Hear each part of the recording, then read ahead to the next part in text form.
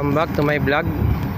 Ang aking update ngayon ay yung continuous na pag-backfill ng lupa dito sa first left ng mga kulom galing sa foundation.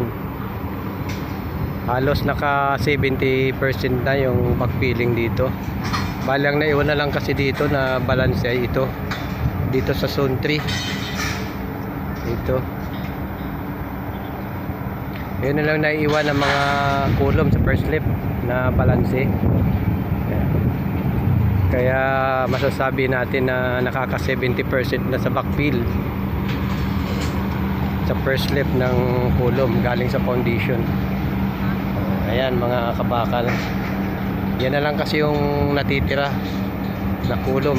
Ilang piraso na lang to, bali ito na lang yata, isa na lang nga. Oh, ito na lang ang natitira na hindi pa nagagawa. Yan na lang, may tao na yan.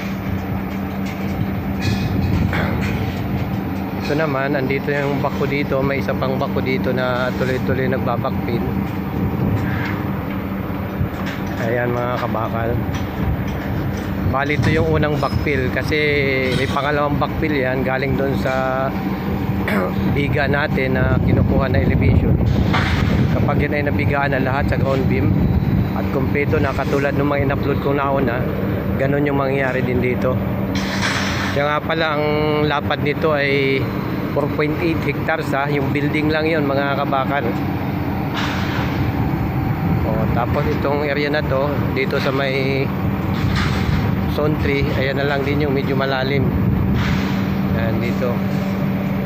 Ayan kasi ang zone 3, ang gitna niya ng zone 5. At ito naman yung zone 1, itong perimeter dito sa kabila. Siya nga pala mga kabakal, baka pwede naman ako makahingi sa inyo ng subscribe at like.